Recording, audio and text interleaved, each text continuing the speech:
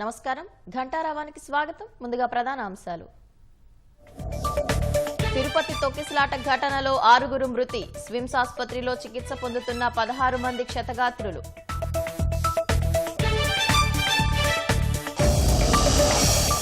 DSP అత్యుత్సాహం వల్లే తిరుపతిలో దుర్ఘటన. సీఎంకు నివేదిక అందించిన అధికారులు.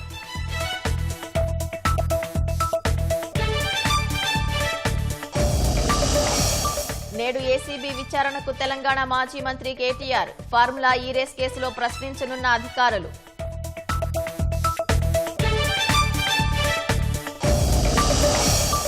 పశ్చిమ గోదావరి జిల్లా ప్రజలకు ప్రియంగా మారిన ఉచిత ఇసుక. గోదావరి చెంతనే ఉన్న పక్క జిల్లాపైనే ఆధారం.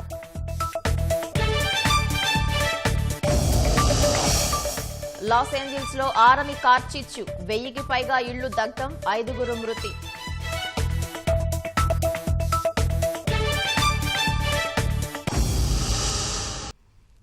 ఈవో మీడియాతో మాట్లాడుతున్నారు. ప్రత్యక్ష ప్రసారం ద్వారా చూద్దాం.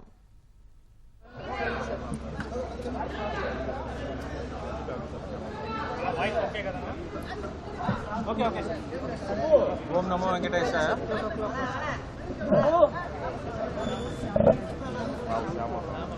నిన్న దురదృష్టవశాత్తు జరిగిన సంఘటనలో 5 చనిపోయారు.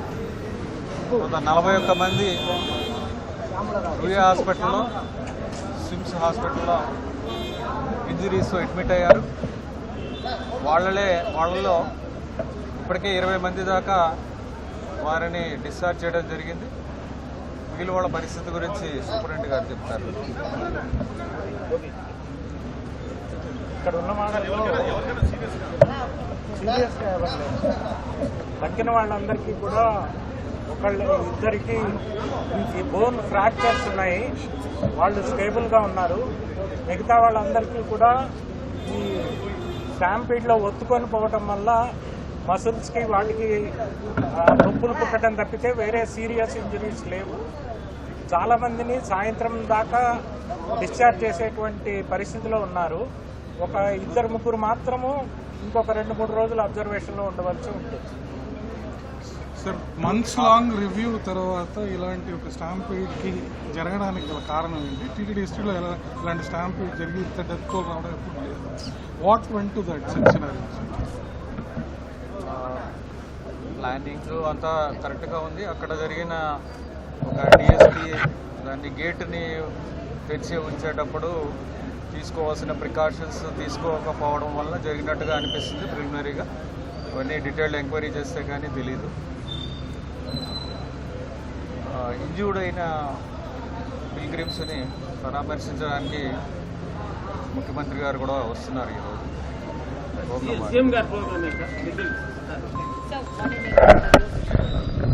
సో ఇది పరిస్థితి. హలో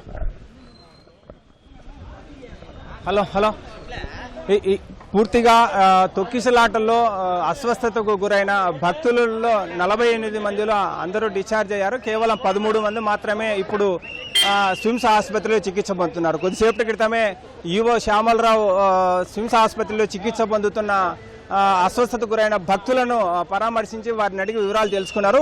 ఇప్పుడు కొద్దిసేపటి క్రితమే ఒక భక్తులతో పాటు తొక్కిసలాట అంటే పద్మావతి పార్క్ వద్ద, బైరాగపట్నం పద్మావతి పార్క్ వద్ద తొక్కిసలాట జరిగిన సమయంలో ఉన్న భక్తులు కొంతమంది ఈవోకు పూర్తి స్థాయిలో వివరించారు. పోలీసులు నిర్లక్ష్యంగా వ్యవహరించారు.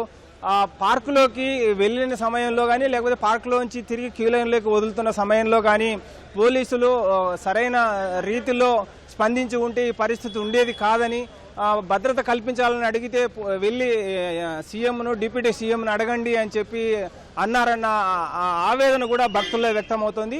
ఇప్పటి వరకు 48 మంది అస్వస్థతకు గురైన భక్తులలో 13 మంది మాత్రమే ఉన్నారు. మిగిలిన 35 మంది డిశ్చార్జ్ అయ్యారు. ఇప్పటి వరకు చికిత్స పొందుతున్న 13 మందిలో అందరి పరిస్థితి స్టేబుల్గానే ఉందని, నిలకడగా ఉంది, ఆరోగ్యం ఎలాంటి ఇబ్బందులు లేవని చెప్పి స్విమ్స్ ఆసుపత్రి సూపరింటెండెంట్ రవికుమార్ ప్రకటించారు. అదేవిధంగా 3-4 రోజుల పాటు వారిని అబ్జర్వేషన్లో ఉంచి ఆ తర్వాత వారిని డిశ్చార్జ్ చేస్తామని, వారికి ప్రాణాలకు సంబంధించి ఎలాంటి ప్రమాదం లేదని, అందరి ఆరోగ్యం నిలకడగా ఉందని చెప్పి రవికుమార్ వ్యక్తం చేశారు. కానీ నిన్న చోటు చేసుకున్న సంఘటనల్లో పూర్తిగా పోలీసుల వైఫల్యమే అన్న అభిప్రాయం ఇప్పటికే అధికారులు వచ్చేశారు. అదేవిధంగా ఈవో కానీ లేకపోతే ఇతర అధికారులు కానీ భక్తులతో సంఘటన స్థలంలో చోటు చేసుకున్న అంశాలపై పూర్తి వివరాలు సేకరిస్తున్న సమయంలో పోలీసుల వైఫల్యము, పోలీసులు నిర్లక్ష్యంగా వ్యవహరించిన తీరును కూడా కళ్ళకు కట్టినట్లు అధికారులకు వివరించారు. ఇది ఇక్కడున్న తాజా పరిస్థితి. తిరుమల శ్రీవారి వైకుంఠ ద్వార సర్వదర్శన టోకెన్ల జారీలో తీవ్ర విషాదం చోటు చేసుకుంది. అనూహ్యంగా భక్తులు తరలి రావడంతో తోపులాట జరిగింది. తిరుపతి నగరంలోని బైరాగి పట్టణంలో చోటు చేసుకున్న తొక్కిసలాటలో 6 ప్రాణాలు కోల్పోయారు. మరో 34 మంది అస్వస్థతకు గురయ్యారు. క్షతగాత్రులను రుయా స్విమ్స్కు తరలించి చికిత్స అందిస్తున్నారు. వైకుంఠ ఏకాదశిని పురస్కరించుకుని తిరుమల శ్రీవారి వైకుంఠ ద్వార దర్శనం కోసం తిరుపతిలో 8 కేంద్రాల వద్ద స్లాటెడ్ సర్వదర్శనం టోకెన్ల జారీకి టీటీడీ అధికారులు ఏర్పాట్లు చేశారు. ఈ నెల 10, 11, 12 తేదీలకు సంబంధించి మొత్తం 1.20 లక్షల టోకెన్లు జారీ చేయనున్నట్లు ప్రకటించారు. గురువారం ఉదయం 5 గంటలకు టోకెన్ల జారీ ప్రక్రియ ప్రారంభించనున్నట్లు వెల్లడించారు. దీంతో వైకుంఠ ద్వారదర్శన టోకెన్ల కోసం బుధవారం ఉదయం నుంచి భక్తులు టోకెన్ల జారీ కేంద్రాలకు చేరుకున్నారు. బైరాగి పట్టణంలోని రామానాయుడు ప్రభుత్వ ఉన్నత పాఠశాల, సత్యనారాయణపురం జెడ్పీ హైస్కూల్, విష్ణు నివాసం, శ్రీనివాసం, ఇందిరా మైదానం, రామచంద్ర పుష్కరిణి, ఎంఆర్పల్లి ప్రాంతాలకు భారీగా భక్తులు తరలివచ్చారు. తొలుత జీవకోన వద్ద ఉన్న జిల్లా పరిషత్ ఉన్నత పాఠశాల వద్ద స్వల్ప తోపులాట చోటు చేసుకుంది. ఎస్పీ సుబ్బారాయుడు అక్కడికి వెళ్లి పరిస్థితిని అదుపులోకి తెచ్చారు. బైరాగి పట్టణంలోని రామానాయుడు ఉన్నత పాఠశాల వద్ద భారీగా తరలివచ్చిన భక్తుల్ని సమీపంలో ఉన్న పద్మావతి పార్కులోకి తరలించారు. భక్తులు అధిక సంఖ్యలో తరలి రావడంతో ముందుగా ప్రకటించిన సమయం కంటే 8 గంటల ముందే టోకెన్లు జారీ ప్రారంభించారు. రాత్రి 8:15 సమయంలో పార్కులో ఉన్న ఒక వ్యక్తి అస్వస్థతకు గురవడంతో ఆయనకు వైద్యం అందించేందుకు అధికారులు గేట్లు తెరవబోయారు. క్యూలైన్లలోకి వదిలేందుకే గేట్లు తెరుస్తున్నారని భావించిన కొందరు ఒక్కసారిగా దాన్ని బలంగా తోసుకుని ముందుకెళ్లే ప్రయత్నం చేశారు. ఒక్కసారిగా పెద్ద సంఖ్యలో భక్తులు తోసుకుంటూ రావడంతో చాలా మంది కింద పడిపోయారు. ఊపిరాడక పలువురు తీవ్ర అస్వస్థతకు గురయ్యారు. వెంటనే క్షతగాత్రుల్ని రుయా స్విమ్స్ ఆసుపత్రులకు తరలించారు.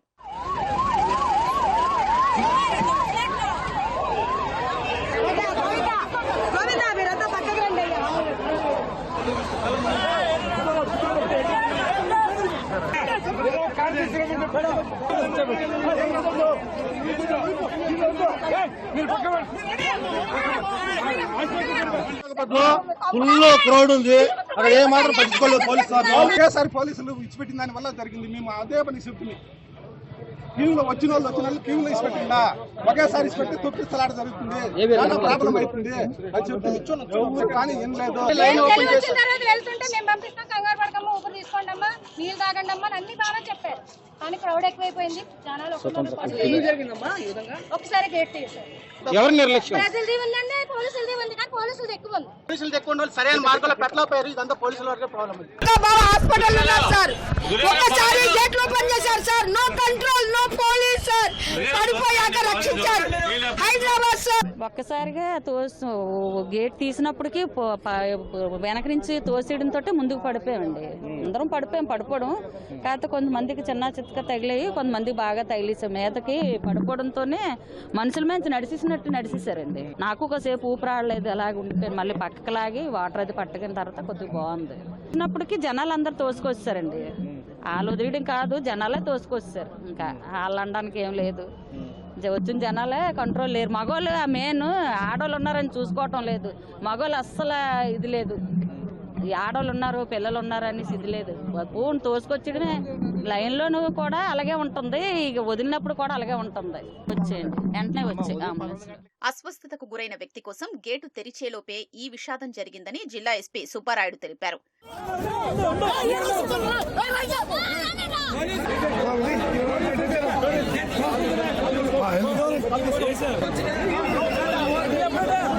ఆల్రెడీ భక్తులకి లైన్లో క్రమబద్ధీకరించి పెట్టుకోవడం జరిగింది.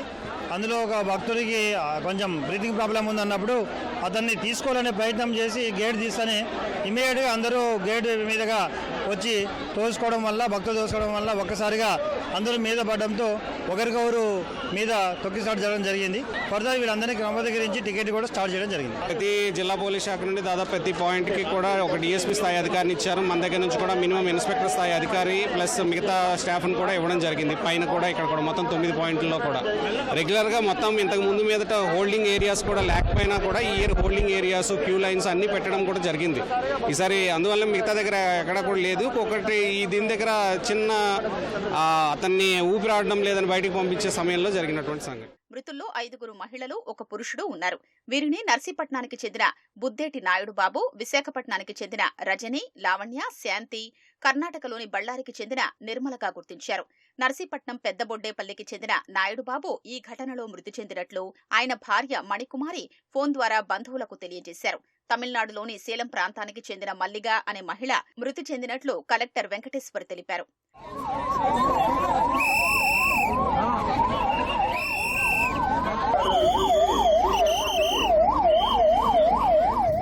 రద్దీ ఎక్కువైనందునే టోకెన్లు జారీకి నిర్ణయం తీసుకున్నట్లు టీటీడీ ఈవో శ్యామలరావు తెలిపారు.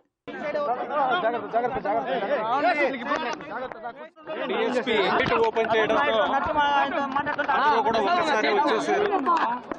అక్కడ దురదృష్టవశాత్తు స్టాంపేడ్ జరిగింది. అది గేట్ తెరిచేటప్పుడు చూసుకోవాలి, రోడ్ కంట్రోల్ చేసుకోవాలి. ప్రాథమికంగా అయితే జరిగింది. అది ఎక్కువ మంది రావడంతో త్వరగా స్టార్ట్ చేయడం జరిగింది.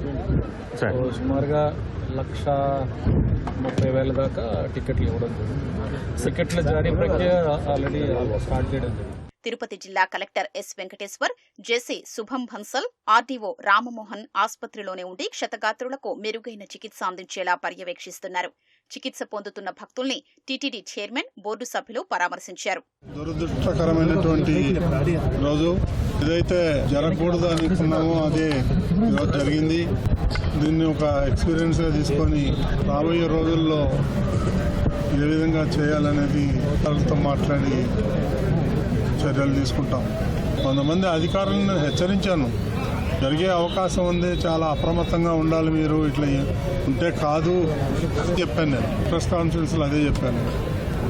సోషల్ మీడియాలో కొంతమంది భక్తుల్ని తిరుమలకు రానీయము అని ఏదైతే రూమర్స్ ఉన్నాయో దాన్ని ఖండించాను.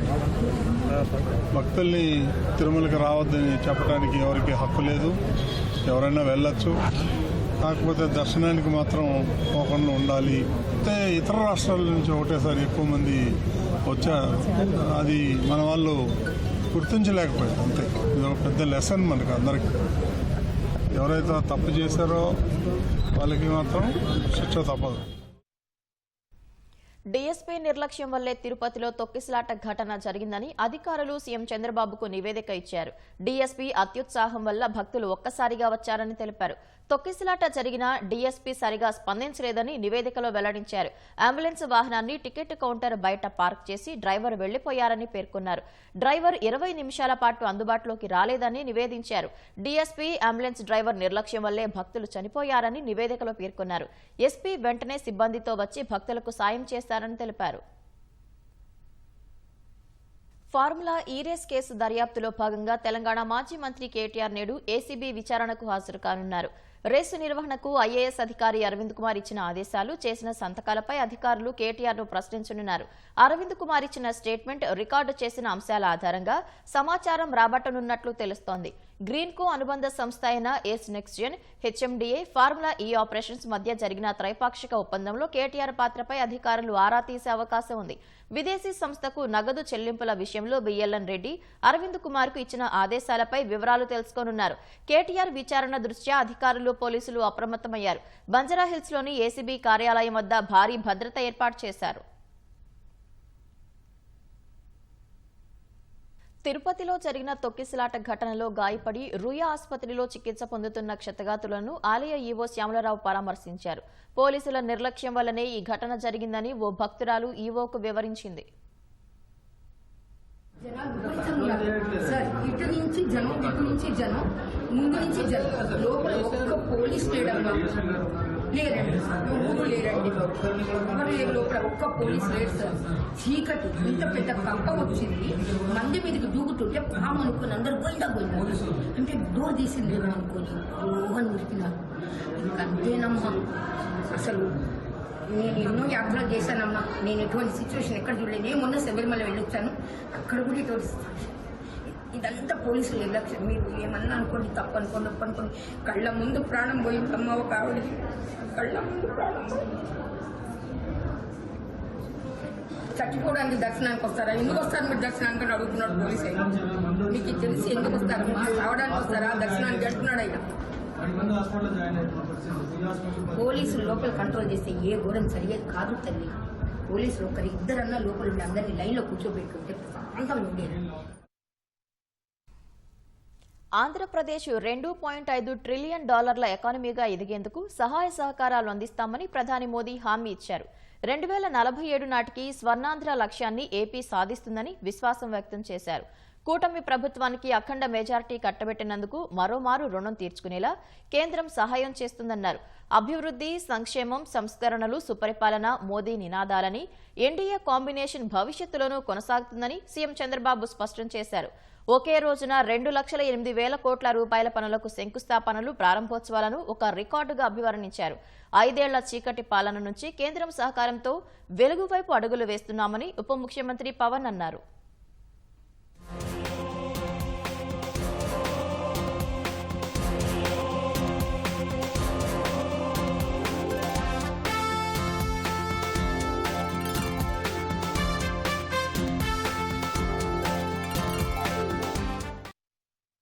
విశాఖ ఆంధ్ర విశ్వవిద్యాలయంలోని ఇంజనీరింగ్ కళాశాల మైదానంలో ప్రధానమంత్రి బహిరంగ సభను కూటమి పార్టీలు ప్రతిష్టాత్మకంగా నిర్వహించాయి. ఉత్తరాంధ్ర జిల్లాల నుంచి పెద్ద ఎత్తున జనం బహిరంగ సభకు హాజరయ్యారు. ఈ సభలో పాల్గొన్న సీఎం ప్రధాని మోదీ ప్రపంచం మెచ్చిన నాయకుడని కొనియాడారు. పుడిమడక వద్ద ఎన్టీపీసీ గ్రీన్ హైడ్రోజన్లో 1,85,000 కోట్ల పెట్టుబడులు పెడుతోందని, విశాఖవాసుల చిరకాల ఆకాంక్ష అయిన రైల్వే జోన్ కు కూడా శంకుస్థాపన చేశామన్నారు. రాష్ట్ర యువతకు 20 లక్షల ఉద్యోగాలిచ్చే బాధ్యత తమదన్న చంద్రబాబు కేంద్రం అండతో ఏపీకి పెట్టుబడులు ఊపందుకున్నట్టు చెప్పారు. అమరావతి అభివృద్ధి, నదుల అనుసంధానానికి కేంద్రం అవసరమన్న చంద్రబాబు అందుకు సహకరించాలని ప్రధానిని కోరారు. sometime to witness where you have laid the foundation. Finally we are going to complete with your blessings. Then you have to inaugurate Amaravati, one of the best city as you dream. Sir, always you are promoting linking of rivers, irrigation. You have done it. You have shown the way. Same way, sir. In Polavaram you have cleared everything. We will complete it under your leadership. Intra-linking of rivers, we will start immediately and you bless us, we will complete. That is our commitment, sir. మూడోసారి ప్రధానిగా బాధ్యతలు చేపట్టాక ఏపీకి మొదటిసారి వచ్చిన మోదీ భారీగా అభివృద్ధి పనులకు శంకుస్థాపన, ప్రారంభోత్సవాలు చేయడంపై సీఎం ధన్యవాదాలు తెలిపారు. రాష్ట్ర చరిత్రలో లేని విజయాన్ని ప్రజలు కూటమి ప్రభుత్వానికి ఇచ్చారన్న సీఎం ఎన్డీఏ కాంబినేషన్ భవిష్యత్తులోనూ కొనసాగుతుందని స్పష్టం చేశారు.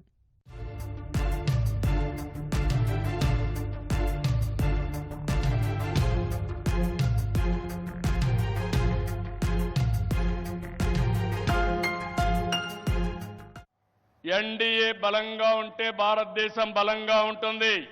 ఇక్కడ కూటమి ప్రభుత్వం బలంగా ఉంటే ఆంధ్ర రాష్ట్రం బలంగా ఉంటుంది. డబుల్ ఇంజన్ సర్కార్ అంటే కేంద్రం రాష్ట్రం ఇద్దరం కలిసి పనిచేస్తే, రెండు ప్రభుత్వాలు ఒకటిగా ఉంటే 2 అంకెల అభివృద్ధి సాధ్యం. అప్పుడే పేదరిక నిర్మూలన సాధ్యం. పేదరిక నిర్మూలన, ఈ దేశ అభివృద్ధి నరేంద్ర మోడీ గారు దేశమంతా చేస్తే, ఈ ఆంధ్ర రాష్ట్రంలో మా కూటమి తరఫున మీ అందరికీ హామీ ఇస్తున్నా, జీరో పావర్టీ, ఆర్థిక అసమానతలు తగ్గించే విధానానికి ముందుకు పోతామని మరొక్కసారి తెలియజేసుకుంటూ, అందులో భాగంగానే ఇది మొదటి అడుగు, మంచి అడుగు. ఇక్కడి నుంచి అన్ని జయాలే తప్ప అపజయం అంటూ ఉండదని మీ అందరికీ హామీ ఇస్తూ జై హింద్. ఒక బలమైన భారత్ కోసం, దృఢమైన దేశం కోసం మోదీ పరిశ్రమిస్తున్నారని ఉప ముఖ్యమంత్రి పవన్ కళ్యాణ్ కొనియాడారు. గత 5 ఏళ్లలో అభివృద్ధికి ఆస్కారం లేని ఏపీ నుంచి అభివృద్ధి అంటే ఆంధ్రప్రదేశ్ అనేలా కూటమి ప్రభుత్వం పనిచేస్తోందన్నారు. 5 ఏళ్ల అవినీతి అరాచక పాలనలో ఆంధ్రప్రదేశ్ అంధకారంలో కూరుకుపోయినప్పుడు ఆ రోజున మన ముందుకొచ్చి మేము ఎన్డీఏ కూటమితో మనం నిలబెడదాం, ఆంధ్రప్రదేశ్ ప్రజల ఆకాంక్షలు నిలబెడదాం, అభివృద్ధి పదంలో నడిపిద్దామని చెప్పి ఆ రోజు ఆశాజ్యోతిలో నిలబడ్డారు.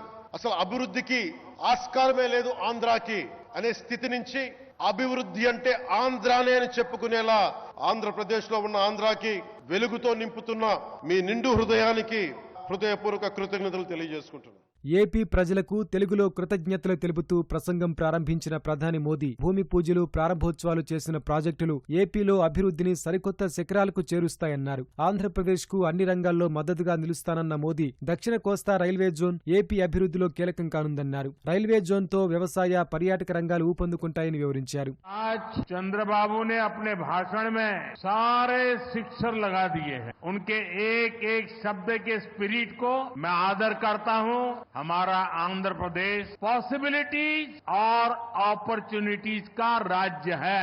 जब आंध्र की ये पॉसिबिलिटी साकार होगी तो आंध्र भी विकसित बनेगा, भारत भी विकसित राष्ट्र बनेगा.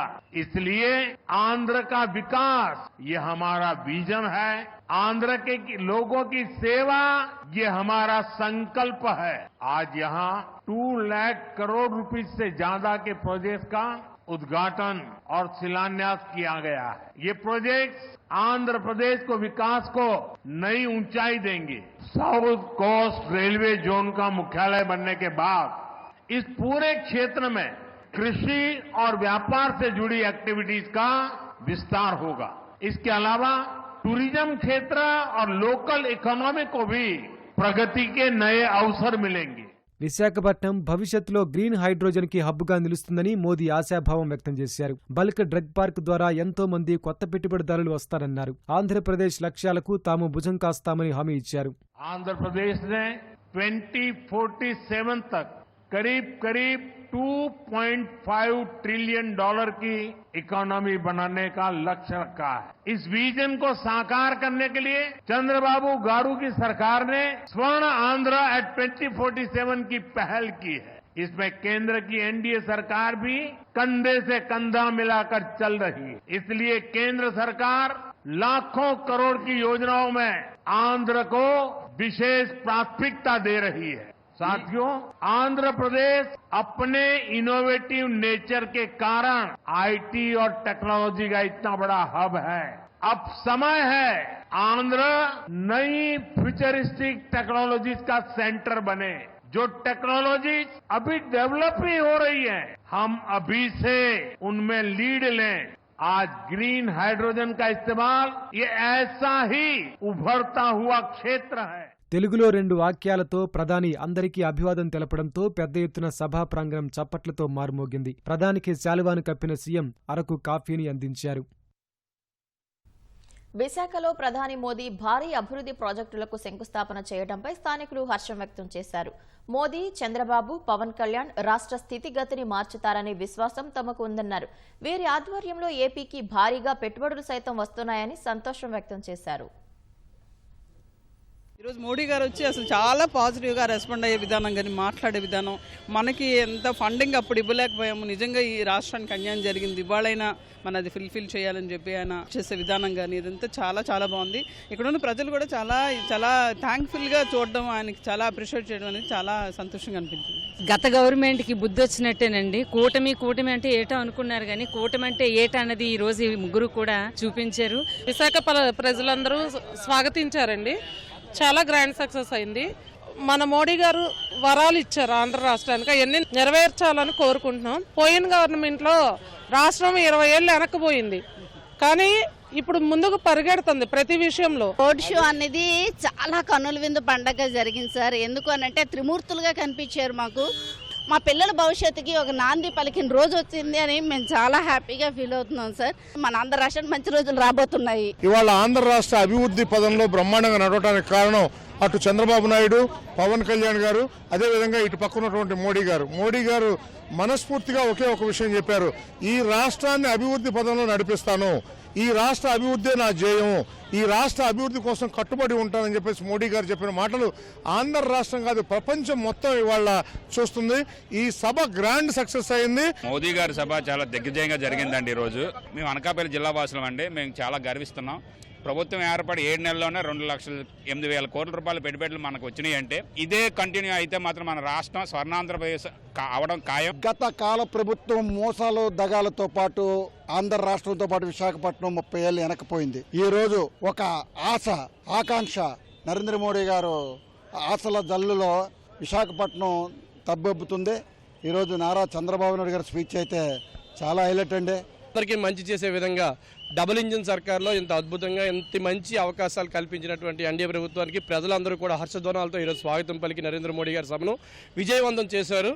ఇది చాలా మంచి అవకాశం అని చెప్పి మేమందరం కూడా కోరుకుంటున్నాం. ప్రజలైతే మాట చాలా ఆనందంగా ఉన్నారు. కారణం ఏంటంటే మేము గెలిపించుకున్నందుకు మా నాయకులు మాతోనే ఉన్నారు, ఎక్కడికి వెళ్ళలేదు. నరేంద్ర మోడీ కూడా ఇంత మంచి పనులు చేస్తున్నారంటే ఇంకా మాకు ముందుకి చాలా మంచి పనులు చేస్తారని యువత కానీ అందరూ కూడా కోరుకుంటున్నారు. రోడ్ షో అనేది చాలా ఎక్సలెంట్ గా జరిగిందండి. ఇది చాలా గొప్ప విషయం అండి. వీళ్ళు ముగ్గురు ఎప్పుడు కలిసి ఇలాగే ఉంటే మన రాష్ట్రం దేశం బాగా డెవలప్ అవుతుందండి. చంద్రబాబు నాయుడు గారు చాలా వరకు అన్ని హామీలు నెరవేర్చారు. మోడీ గారు కూడా అన్ని విషయాల మీద ఆయన క్లియర్గా ఆయనకి అభయం ఇచ్చారు. కాబట్టి గ్రాండ్ సక్సెస్ అయింది ఈ సభ.